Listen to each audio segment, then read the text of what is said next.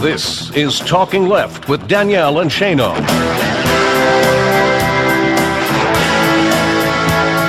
Welcome back to Talking Left with me, Danielle and Shano.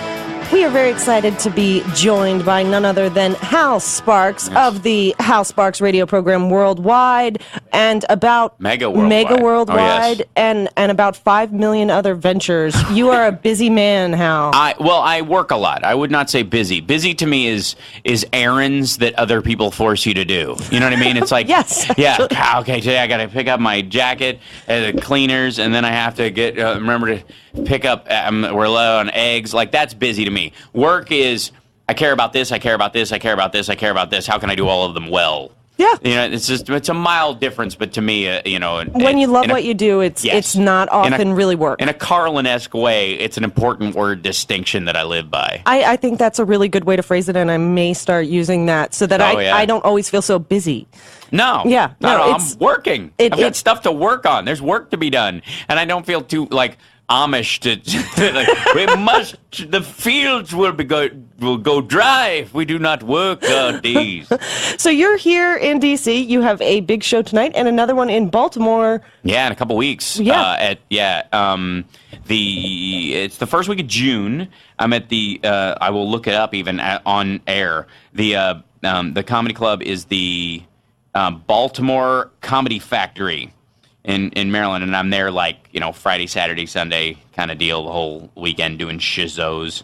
It's going to be a good time. It's actually I have a show on Thursday too, 8:00. So Thursday, Friday, Saturday, and a Sunday show just for good measure. Take back one show for the Hebrew God. That's awesome, and I strongly recommend for anybody listening in our DC audience, if you haven't seen Hal Sparks comedy live, you have not lived yet, and you absolutely need to take the short trip up to Baltimore and experience a Hal Sparks comedy show because there is nothing like it. No. And each one is very different from the other. So the nice thing about having done stand-up for 23 years now? 24? No.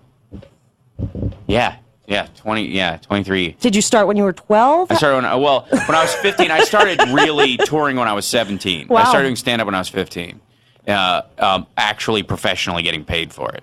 And then I was really started doing road shows at 17. And then, graduated high school at 18, moved to LA to be an actor and always had comedy as my, they always tell you to have a fallback. The nice thing about being a stand-up is that's not even a fallback. That's a separate and profound career that will go on forever. And it's one of those things like there's some people who do it just so they can do 7 minutes and get a sitcom so they never have to tour again. I just love it. I love the fact that stand-up is one of the few areas where you're just allowed to speak your piece without any limitation whatsoever. Even radio, there's language limitations, for example. But as long as I'm making people laugh, I'm allowed to talk about any topic, which is amazing. And you managed to work in politics into your show and, of course, it's pretty much the primary topic of your radio show, which is something some comedians, I think, struggle with. There's several we know that do it very well. Right. That, John Fugelsang, Stephanie Miller, Aisha Tyler, you also managed to do that well. And so I wanted to get your opinion on what Shane and I have been calling Scandalgate. Right. Because it's just everything. Gate. Yeah, Gate. It's pretty much everything that the Republicans can turn into a scandal right now, they are. And there's some questionably reasonable stuff to be concerned about, but it just seems like it's getting blown out of proportion. Well, that's what they're having to live with. I mean, I feel sort of almost bad for them in that the legitimacy of the scandals that they've had to deal with are very either low on the totem pole as far as the importance, or when they are important, is stuff that Republicans have unfortunately been in complete support of. If you look at the AP story, for example, subpoenaing the AP phone records, look at any Republican who's questioned about this, and they don't have a problem with doing it in the first place. No. They just want to act like it's an overreach by the administration, but even that's an overreach they believe in. They supported the Bush administration's ability to do even more egregious things, and they would like the permission when they run for president of, the new Tea Party version of the GOP. When they run for president, they want the right to be able to do these things. Like the stuff that came out this week about the the authorization for use of force, post 9/11 is incredibly egregious. Yeah, stuff. that's a real scandal. It's incredible. Just the fact that until such time in the future, they just feel like Al-Qaeda is not a problem. And if you're loosely tied to, again, this goes back to what I was talking about on my radio show earlier, this week.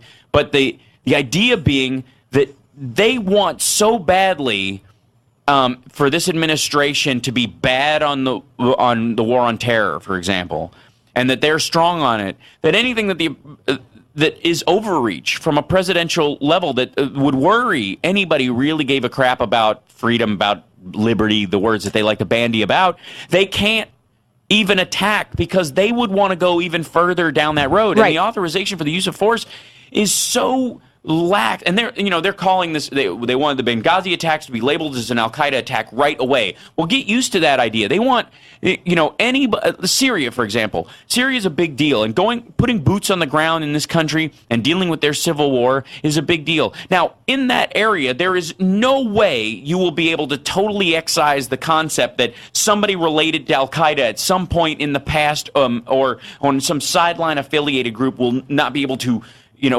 be linked directly to the Assad regime or the rebels, for that matter. They want to play 3 degrees of Al-Qaeda. Like, it's their Kevin Bacon. Right. It's 3 degrees no matter which way they can make that connection. And the scariest part about that is that through the authorization for the use of force, that means perpetual war for perpetual ever, because you will always be able to 3-degree your way back to Al-Qaeda. And the scariest part about that report wasn't even wasn't the military, wasn't the Congress. It was he. President Obama has that authorization to do so. And, as much as we might support Democrats or we try and stand behind our party, I don't want any president having that type of power. I don't care if they were, some of my favorite progressives like Alan Grayson or too much power for one person to have. Exactly. That's why they put the power in the Congress over time. The ironic part now, though, is that we have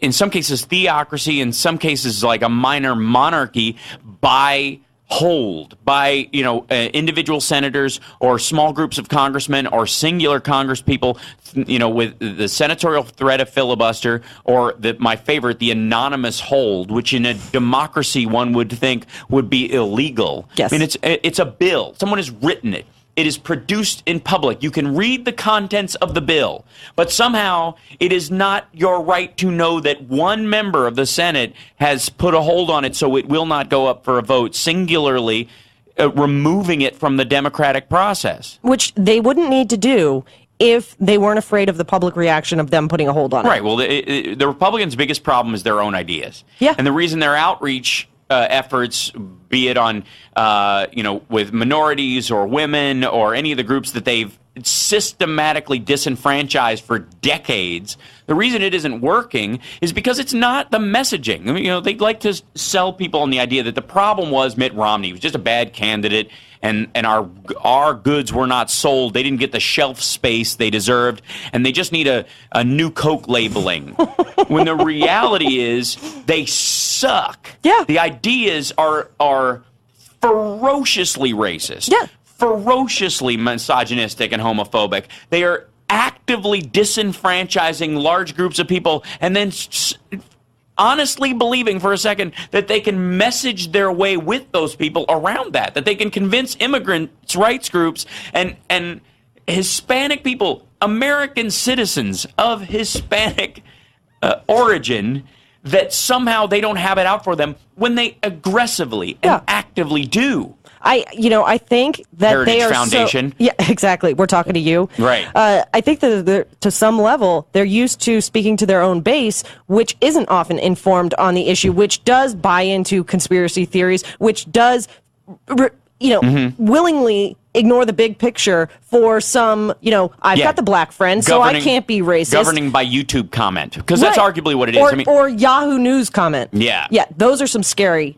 comments. Yeah, totally. Yeah. But they think they can pull the wool over everybody's eyes like they do to their own following. And to themselves to some degree. Yeah. There's the willful ignorance, and it's not necessarily as new as it feels. I grew up in the South, and I didn't have a television set till that worked. Anyways, we had one, but we couldn't get any reception because we lived behind a big hill, and there was no cable at that time. There was no satellite. There was nothing. I could hear the public television station like radio over it and just watch Hash. But in this area of the country, and it's pretty pervasive through the red states, innocence is equated with ignorance. That if you don't know something, you cannot be guilty of it. And so the best way to keep your kids from having sex is to keep them ignorant of it.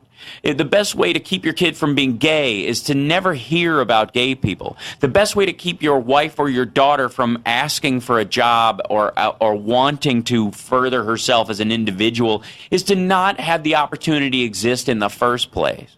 And there's a reason why. If you look at the statistics, the numerical values, 30% of business owners in the country view themselves as evangelical, as legitimately evangelical or orthodox to whatever their religion is, either Jewish Orthodox, Islamic, or Christian, Mormon, the extremity of those groups, equal about 30% of the businesses in this country are run by people who consider themselves that. That is exactly the deficit in income that women experience in our country. 28 cents on the dollar. Exactly. Yeah. About 28% is your hardline number. These are the people who don't believe women should work in the first place. Barefoot and pregnant in the kitchen. Should not enter the workforce, should not leave the house, or believe that it's detrimental to society or a violation of religious law. There's a reason why that number corresponds exactly with how much women don't earn for the same amount of work. That is an amazing correlation that I've never. Right. I didn't know the number of evangelist business owners was so high. And it's almost to the point. It's the exact same. I would really be interested to find out how well that also correlates to the portion of Republicans that consider themselves Tea Party members. Well, it's very close. I mean, obviously, there's some orthodoxy involved that are very pro-democratic. In odds with most of what they believe, but only because of the separation of church and state and the religious protections. That the more extreme you get, if you're not an evangelical Christian, if you're Orthodox Jew or you're a Muslim or a Sikh or what have you, the Democrats tend to protect your ability to exist a lot more than the Republicans. So even though social issues may notwithstanding, you feel like you can control that in your own household. You'll tell your wife and your daughter how to act, but you'll vote Democratic because your right to tell your daughter and your wife is protected by the limitations of your home, and Democrats are better at that than Republicans are. But Republicans, in their big fight against Sharia law, which, by the way, lines up with most of what Michelle Bachmann believes. Yeah. The ironic part that she is such a believer that there's this stampede of Sharia law. If she looked at the letter and the load of Sharia law, it lines up with most of what she believes, point to point. Especially the anti-gay and anti-women parts. Why it was not difficult to understand why the fake Michelle Bachmann story this week, that she was leaving Minnesota because of them passing gay marriage, that so many people fell for it. Well, because the stuff she said is equally as ridiculous as the Daily Current article that made up a fake quote about her, meaning to be ridiculous. Right, meaning to be silly. Well, the reality is that now that Marcus could be free to do as he would, he may take that as an option. This is why I said it in Charmageddon. I made the point, my stand-up special, was that the only way that gay marriage could affect your heterosexual marriage is if you're gay.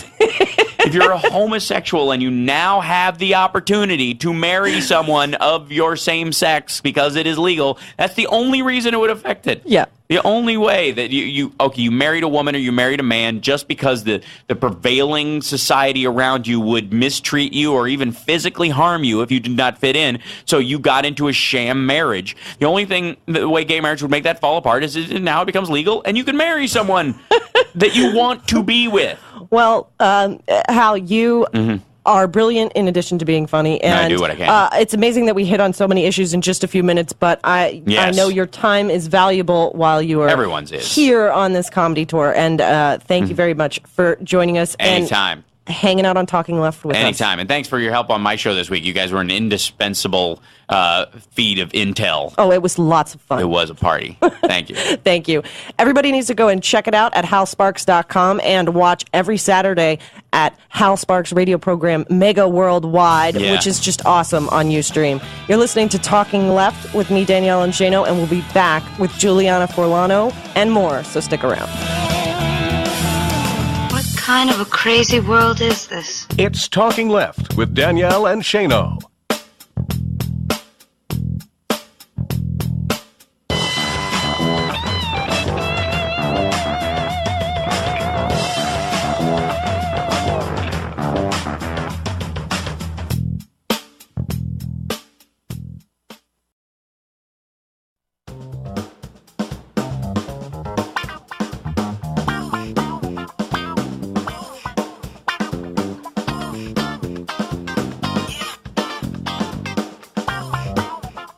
You're listening to Talking Left with Danielle and Shano. Welcome back to Talking Left with me, Danielle and Shano. Big thanks to Hal Sparks for joining us in studio for that interview. We talked about so many things with Hal that we wanted to back up a little bit, because one of the things that he talked about on his radio show, and we think, all this talk about fake scandal, sometimes real scandal gets ignored.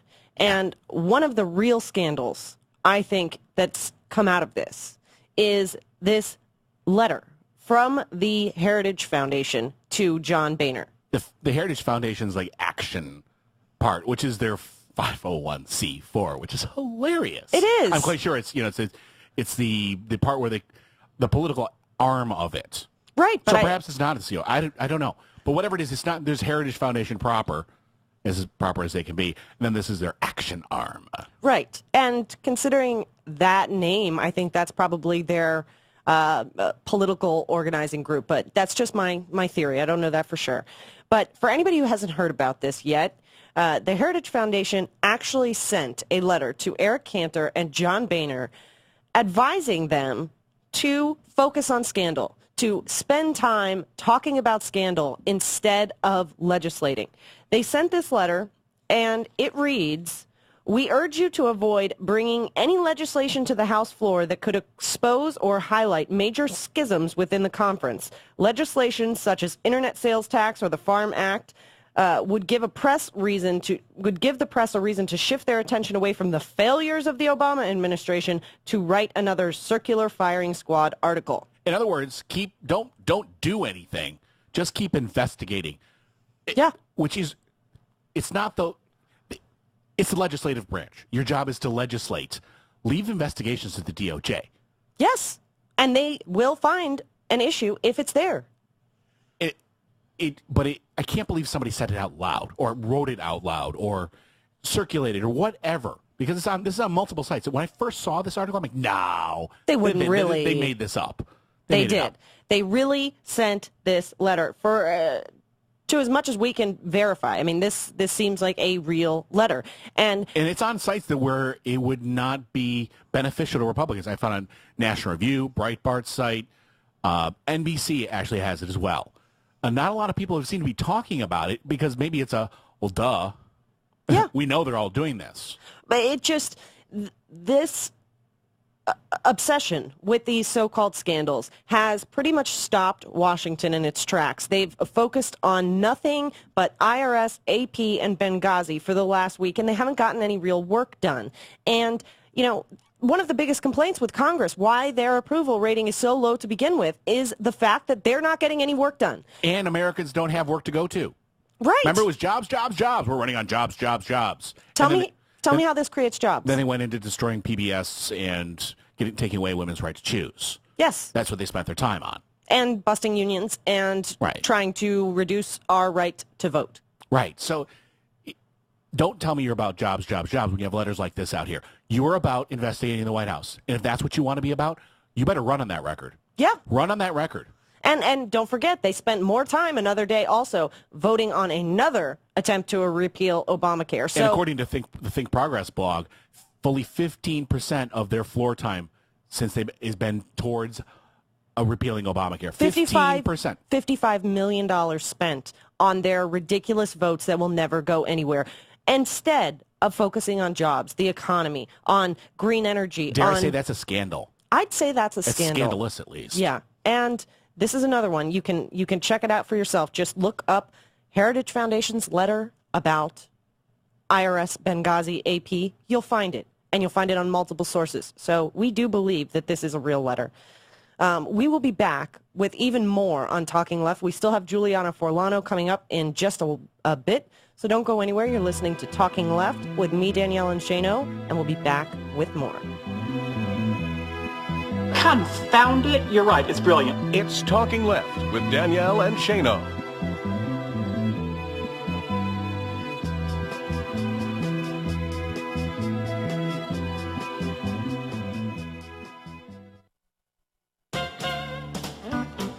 Stock market soars, exulted a typical headline in early May when the Dow Jones average topped 15,000.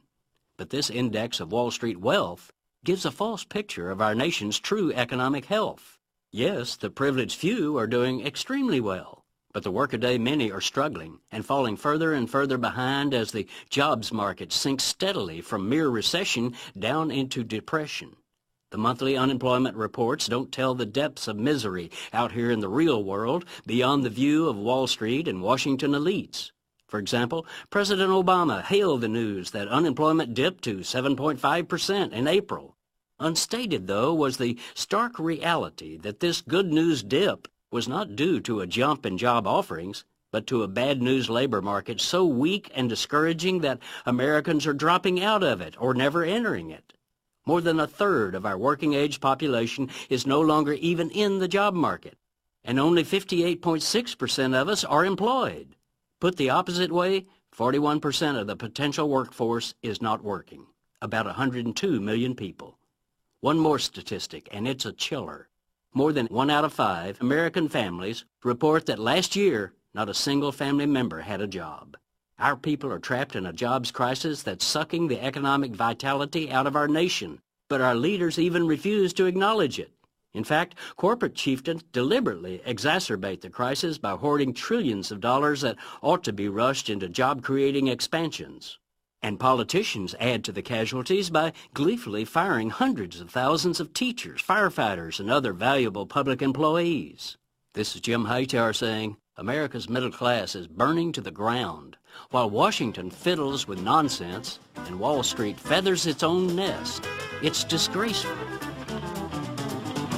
If you'd like more of Jim Hightower's real populism, check out the Hightower Lowdown. Jim's monthly newsletter gives you the real lowdown on which corporations, by name, are doing what to the middle class, our environment, and our democracy. Each month, the Hightower Lowdown brings you facts you didn't know, along with actions you can take to fight back. It also comes with a sense of humor. Hightower believes we can fight the gods and still have fun. Plus, get this, it's cheap. Only $15 brings you 12 issues a year. For real populism, go to hightowerlowdown.org. You're listening to WIN, the Workers' Independent News Service. I'm Jesse Russell. Department of Defense employees are preparing for furloughs triggered due to federal budget cuts brought on by sequestration. As many as 650,000 Defense Department employees will be required to take as many as 11 unpaid furlough days between now and September 30th. The cuts have also had a significant impact on companies that have contracts with the government. According to the Washington Post, contracts decreased by 52% in April. Fast food workers have been staging one-day walkouts throughout the country. One of the most recent strikes was in St. Louis, where more than 100 workers walked out at a variety of established fast food restaurants. Workers taking part in the actions represent Subway, Arby's, Whole Foods, McDonald's, and many others. In St. Louis, the movement is called Can't Survive on 735. Martine Raffanon is campaign director for the organization. Here we have a minimum wage that is $7.35 an hour, and of course that is not going to be enough to support a family or to take care of the basic necessities of people's lives. Mm-hmm. So workers coming together here is very, very important to lead the charge for moving the economy in St. Louis. The movement isn't exclusive to fast food. Milwaukee saw a rally and a march on Wednesday calling for a $15 minimum wage that also included other retailers. Jennifer Ebbs-Addison is with Citizen Action. So we have workers from McDonald's and Pizza Hut and Burger King and Foot Action and Simply Fashions and lots of different low-wage worker sites. Ebbs-Addison explained why Milwaukee workers took to the streets yesterday. Many of them are working 2 and 3 jobs. Most of them are not able to survive on what they make at the restaurants or the retail stores that they work at. And this is at a time when the restaurant and retail industries are seeing record profits and expansion. Rafanen and Ebbs-Addison were interviewed as part of our 1-hour-long daily radio program, The People's Mic. The People's Mic is broadcasted live in Madison, Wisconsin on weekdays and can also be heard by visiting laborradio.org. We're currently working to bring this program and the Workers' Independent News to new venues, including your mobile devices. This week, we've launched an Indiegogo campaign that will help fund our effort to build an app that will not only feature content from our programs, but will also provide access to content from our partner organizations. The app will also include interactive features that will provide the tools for you to help us expand the audience for stories about working people. Find out more at laborradio.org. You've been listening to WIN, the Workers' Independent News. For more information, visit laborradio.org.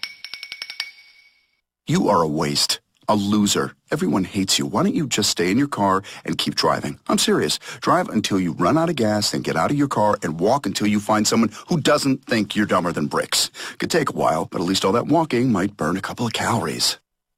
You may not witness bullying like this every day. Your kids do. They want to help, but they don't know how. Visit stopbullying.gov to learn safe, simple ways your child can help stop bullying. Be more than a bystander at stopbullying.gov. A message from the Ad Council.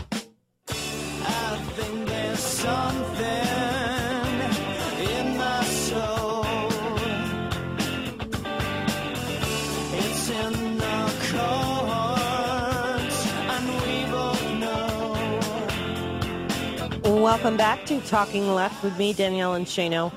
We've been talking so much about scandal, and it has been the big news this week. Well, the Scandal Industrial Complex, the media, makes lots and lots of money off of these things. I love that name. Did you just make it up? No, I heard someone else say it, but I don't remember who. Scandal Industrial Complex. Because it gets eyes on the news shows. Because, think about it, we used to have television shows that were written, and they paid writers to do this, and then we got into the reality TV part, where you just threw a bunch of people together who you knew wouldn't get along. You don't have to write it. You put a camera on them. So we have reality shows, which are even very inexpensive to make. Lots of people watch it because they love to watch conflict. Now they don't even have to get the people in there and give them $1 million for whoever survives it all. You just turn the cameras on conservatives fighting with Democrats. You have your reality show on Capitol Hill. They invest no money whatsoever other than the camera and somebody to talk about it and parrot what's going on. You've got a news show, lots of eyes on it, and make lots of money. Yes. And while they spend so much time talking about these ridiculous nonsense scandals, Benghazi, AP, IRS, which, hey, there are certain questions that need to be asked about all of those, but we don't need to devote a 24-hour news cycle to how the Republicans have finally caught Obama in the act. What we should be focusing on are real scandals that are going on, that are happening every day, and maybe the press doesn't consider them scandals, but that in and of itself is a problem. Because it isn't sexy, doesn't get eyes on the TV. Right. There's the obvious effects going on from the sequester, like cuts to Meals on Wheels, cuts to women violence prevention programs, domestic abuse programs. There's a huge scandal about what Republican austerity is doing to our country in and of itself. That's a huge scandal, but hasn't been focused on. And then there are also some other really juicy scandals that I betcha could get some eyes on their television channels. Like hasn't been reported. Alternet came out with a piece this week about a new bank practice that nobody's talking about. A bank practice that brings us right back to the 2008 economic meltdown and the mortgage crisis when banks were caught robo-signing documents. Well, because the news has been so focused on Benghazi, AP, IRS, nobody's heard about this. That now the banks have been caught doing that same thing to credit card debt lawsuits, robo-signing. Doesn't surprise me. No, but I don't hear it being talked about anywhere. Because of the shiny objects over here, and then that's the real problem with Scandal 1. Usually something doesn't come out of it. It's overblown as it is, and it's politically motivated. And when they get to the real facts, so what? But in the meantime, they can walk and chew gum at the same time. They just don't want you to see them doing it, because what they're doing over there really is not in the best interests of the general public. It's in the best interests of the 1%. And this is a situation. We have robo signings in situations. Just remember, people lost their houses. Yes. Over this. People could lose their liberty over this. Yes. Essentially, what banks have been caught doing, and this is all come out from a lawsuit filed by California Attorney General Kamala Harris, who filed suit against J.P. Morgan Chase last week, alleging that J.P. Morgan Chase from 2008 to 2011 filed 100,000 at least lawsuits in which documents were robo-signed, meaning that people attested to the debt, said that they had gone through the efforts of actually collecting it, that the debt was valid, and all of those sworn documents were electronically signed. They were not. And most importantly, the notice requirements. Yes. There are notice requirements to say you owe this, and you have a certain amount of days to dispute it before it goes to those types of. And in suing somebody, you have to give them notice of the lawsuit. Right. You've seen it on the movies, right? You're served. They touch you with the papers. Well, that doesn't always happen that way. No, that's actually another part in this lawsuit, just what you're talking about, Shane, that they also include Kamala Harris also alleges that J.P. Morgan Chase did a process called sewer service, which essentially saying that they had notified the customer, just like you're saying, but really they threw that notification in the sewer. Right. Well, because I want to get to that. One way of serving somebody is to touch them with the papers, which can be difficult. You have to track down the person. It's expensive to get somebody to do that. You have to try it. People move. Sometimes you're dealing with people who are homeless. They're living out of their cars and things like that. That's how bad times because they've lost their job, etc. So the next way you have to do it is mail it to their last known address and attach it to the door of their residence. What they'll do, and what I've always called it trash pail service, they just sign a piece of paper saying, we did that. Trust us. I swear under it's a process server. Right. It's not, and there's no way to justify. So if you're robo-signing the affidavit of service of process, it makes it a lot easier to overlook, even in the best case. We didn't know that it actually wasn't followed through on. The computer's just signing the piece of paper saying, yep, and it's all form written. I attest that I did this, I did that, I did this, I did that. Robo-sign, done. And there's no one overseeing whether it actually was done. So you end up with people who don't know there's a lawsuit against them. They don't show up to court, even if, just to show up and say, I don't know it. They get a default judgment for not showing up. So in other words, there's a judgment in their name in the county clerk's office. And then, you have court fees and things like that. You don't pay them, you can end up getting arrested. Yeah, or just finding out the hard way when your bank account is seized Well, your bank account gets seized. You wrote some checks in your bank account, right? You thought you had $200 in there. They sucked it all out of there. You wrote a check for, food down the street. Now the grocery store is suing you for bouncing a check. You can go to jail for that. Debtors' prisons do exist in this country. We've talked about it at great length. So this is a really big problem, and I would imagine there are going to be stories like this coming out about this. Right, and this isn't just happening in California. I mean, obviously, if Chase is doing it in California, who in their right mind would think they're only doing it in that state? But a civil court judge in Brooklyn said this practice is also going on in New York. She looks at 100 cases every day regarding credit card debt lawsuits. She said that 90% on average are filled with errors like this that probably could prove the person either doesn't owe the debt or that the company didn't go to the correct efforts in trying to collect it or trying to bring a lawsuit. But nobody shows up in court. So 95% of lawsuits automatically result in default judgments in favor of lenders. I mean, this is just another example of how there's almost two justice systems. There's two civil justice systems where these companies have thousands of lawyers to follow up on every little lawsuit, and they don't need thousands of lawyers. They probably have less lawyers now because they just have a computer sign these documents. Good point. They used to need the lawyers to look over the paperwork and make sure the Fair Debt Collection Practices Act was followed. Yeah, but when there isn't the funding for these protection boards, when you don't have heads of them confirmed, when there isn't a regulatory agency with any authority or power or resources to overlook this, it ends up after the fact, after the damage is done, that they have to be sued by an attorney general. Right, These which are is the what things we to be- saw in the mortgage meltdown. Right. And how well After- is that working out? After the damage is already done, after you've destroyed people's credit reports, after you destroy their lives. So now your credit report is screwed. Go get a job and see how well that works out. Right. It's a rabbit hole. Right. And, we saw how well the bank bailout and the mortgage settlement worked. Checks were bouncing. People still weren't receiving money that they were owed because their home was illegally taken from them. And even when they did, what'd they get, $500 for their home? Right. For their home? And there's some legislators are saying you shouldn't be able to get the property back. Yes. Was that in Florida, I believe? Oh, leave it to Florida. Yeah.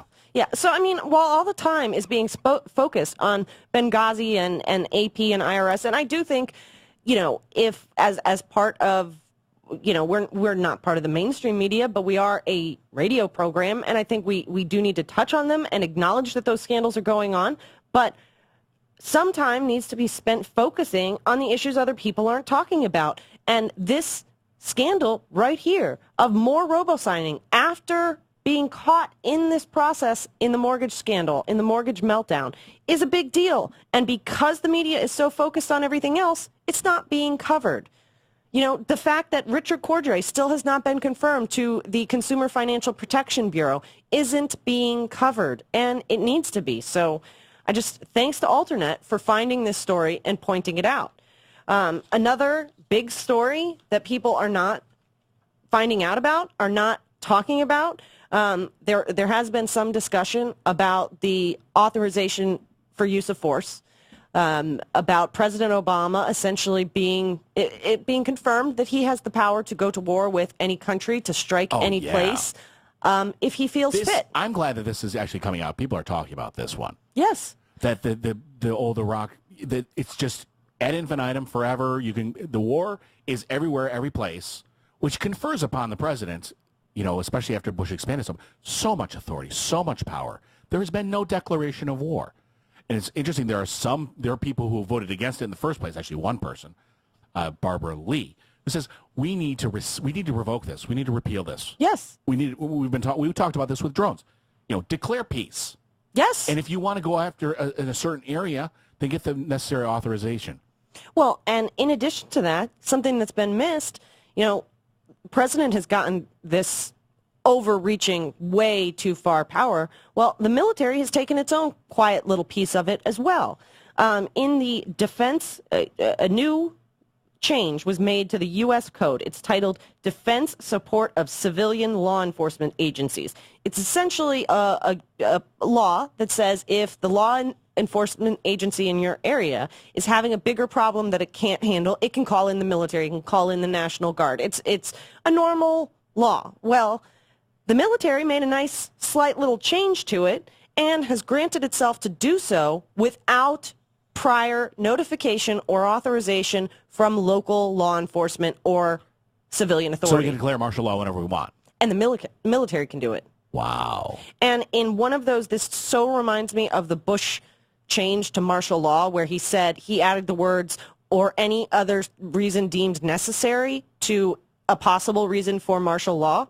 The military has added a nice little vague term of in the event of civil disturbances. Well, what exactly is a civil disturbance? Who defines that? And this change to the defense support of civilian law enforcement, it allows the military to say, okay, law enforcement, you're not doing a good job. I can go in and essentially So this is a run the show. This is a regulation that was expanded? Yes. This did not go through Congress? No. This is under some previous authority granted by Congress, and they just rewrote it and expanded it? Yes. So this is kind of like their own executive order. Right. It's a military order. So as much as we're concerned about Obama having too much power, do we really want military to have control to come into our neighborhoods and, shut down a city like they did to Boston? Yeah, I was going to say, go door to door looking for terrorists. Sounds familiar? It does. Yeah. But in that case, I think, though, the Boston authorities asked for that, and that the community in general, despite what Rand and Ron Paul say, were in support of what they did and accomplished there. It's just, it's a big story, and we could spend 3 hours talking about it, but the main point is to say this stuff has been going on this week.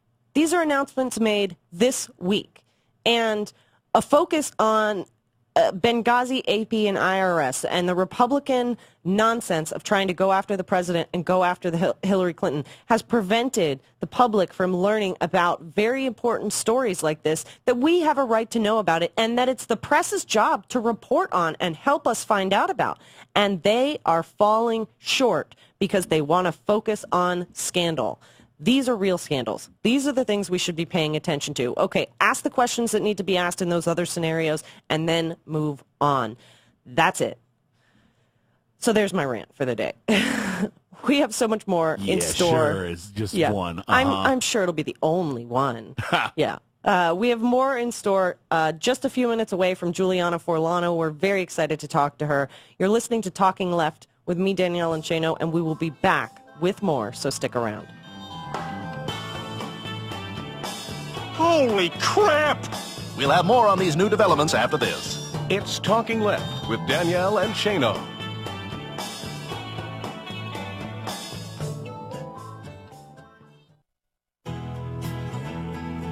You may be hearing about people having trouble making mortgage payments and risking losing their homes. Many of them just aren't aware of the options that can prevent foreclosure. There are many options available to homeowners, such as repayment and forbearance plans, loan modifications, and even refinancing. Where does someone go for help? They should talk directly with their lender or a qualified HUD-approved counseling agency. Both can provide helpful information without charging a fee. According to PMI Mortgage Insurance Company, it's not a good idea to pay for services that you can get for free from a lender or a qualified nonprofit counseling agency. To learn more, visit homesafepmi.com or call HUD at 1-800-569-4287 for a counseling agency near you. That's 1-800-569-4287. This message is brought to you by PMI, supporting sustainable home ownership that strengthens communities. Say you want to go to college. Yay! A Big Ten college. But you don't want to feel like part of the, well, you know. Is there an answer for you? Of course. Indiana University East. Go Red Wolves!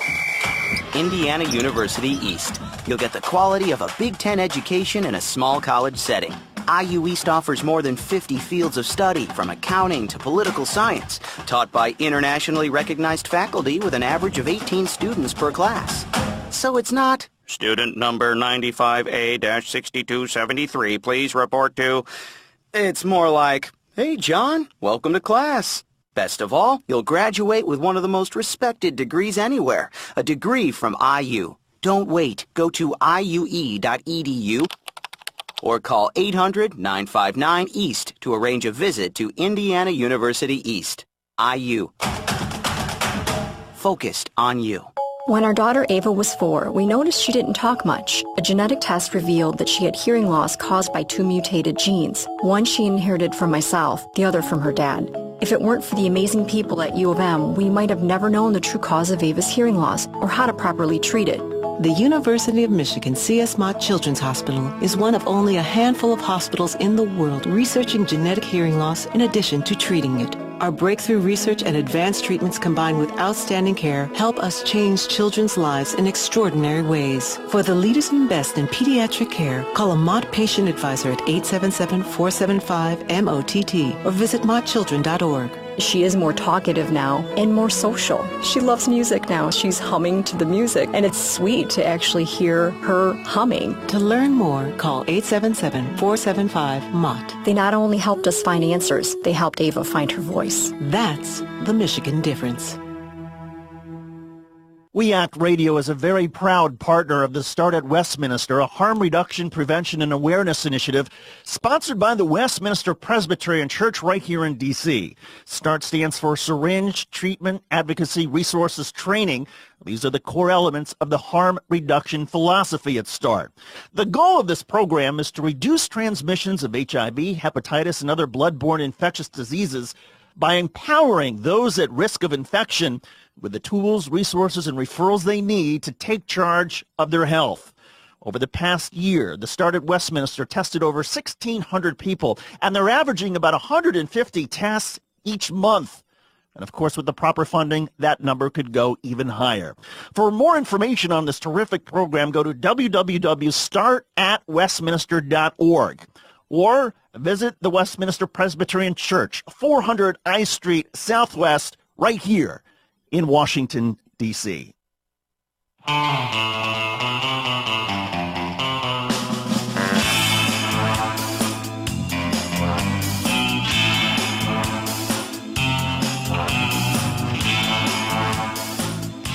You're listening to Talking Left with Danielle and Shano. Welcome back to Talking Left with me, Danielle and Shano. We do have some good news. You know, in the frustrating news, it's sometimes easy to get buried in the stuff that makes us angry, and we try every show to include a few good stories. I'm not convinced this is a good story. Fair enough. I think this is a story for people who are deficit hawks. Yeah. You poll Americans right now and ask them if the deficit is going up under Obama, and you will get an overwhelming majority that says yes. Yes. Because this story is not being covered. Well, according to the Washington Post and the Congressional Budget Office, the 2015 deficit is now projected at only $378 billion. It is down dramatically since Obama took office. Is it really that low? I thought it was around $600 billion. Really? I think that's just for 2015. The projected deficit over the coming decade is a total of $6.3 trillion. No, I'm the year to year, the deficit, the budget deficit for 300. That's even lower than Bush when he wasn't including wars and bailouts. Yes. Because I think he was right around 5 or 6 because he kept most of the stuff off the books. Yeah. The charts on this are amazing. We don't have one to put up for you, but Rachel Maddow this week showed a great visual image of it, and I'm sure you can check it out on her site. It wasn't that one of those promises that still Sean Hannity believes the president hasn't followed through on. The president ran on cutting the deficit in half by the end of his first term as president. Well, because they continue to cite the overall government debt there's a difference. Right, there's a difference. But when you don't have a budget deficit year to year, as it's going down and it could eventually turn into a surplus, then you can start to pay off the long-term debt. Right. And that while they like to say that Bush's deficit was only in the neighborhood of 200, 300 billion a year, how in the world is it he got from 5 trillion to 11 trillion in debt in 8 years? Oh, because most of it is off the books. Right. Because even if you don't put it in the deficit, when you spend that money, it does go into the balance. You know, it is in the balance. It just got there a different way. Right. Now, I think this is good news for the reason that it's going to make the debt cutting, deficit cutting talking points a lot harder to make. It's a lot harder to call for more austerity when you see the budget deficit, the regular overall operations of the government going down. You're not. No, I disagree completely because they're not going to talk about the deficit anymore. Well, that was they're going to talk about the debt. Right. That was going to be my next point. And you think this is a bad news for another reason, Shane. And I think it's very important to explain your thoughts on this because they're valid. It's a great point. Well, of course, because government spending is necessary when you have a sluggish economy. We've talked about this over and over. We are rabid Keynesians here because Keynes was right and trickle down, Laffer curves were wrong. And we know that for a fact. You run a deficit, employ Americans. Hell, as we were talking about with Monsanto, give them some land and let them cultivate it and make organic food if that's something that you're good at or whatever it is. Right. Employment, employer of last resort, and then for those people who are really still having a difficult time, they need that social safety net. You're cutting those things. We're cutting Meals on Wheels. We're cutting all these services that people need, flat out. So the fact that deficit is going down is only good for deficit hawks who care about a number on a piece of paper that really doesn't mean anything because we print our own money. There's my rant for the day. Yes, and well said, because I would rather see, as much as this hopefully could rein in some of the right-wing talking points about debt and deficit. I'm not going to hold my breath on that, but it could theoretically make it harder for them to call for more austerity. This is bad news in the term that it means we're not spending on investment. It means we're not creating those infrastructure projects that we need to rebuild our crumbling infrastructure and put people back to work. Well, and on top of it, if the deficit keeps going down, They'll say, see, sequester works, see, austerity works. What we need to look at now is, now that we've cut the deficit so much, what does this do to job creation? Because we already know, but we'll have more recent proof that it doesn't create jobs. It doesn't help the middle class. It doesn't help people in poverty. It only helps the top 1%, and it will happen again, but we'll have direct evidence right now, which we right. know. Well, they always set these issues up, and they always, as soon as Obama passed stimulus, they held on to the Bush tax cuts. As soon as, he raised taxes on the wealthy, they pushed for the sequester, so that whatever good or bad happens, they can turn around and say it's because of what he did, or take the credit and say it's because of what we did. That's what Republicans are good at, and we need to start cutting through those lies. Okay, I don't know how much of a good story this was, but we tried, and we'll continue to try with some more good stories. So you're listening to Talking Left with me, Danielle and Shano. We have Juliana Forlano coming up next, and we will be right back here on Talking Left. Stick around. I'm David Schuster of Take Action News, and you're listening to my favorite show other than my own, Talking Left with Danielle and Shano.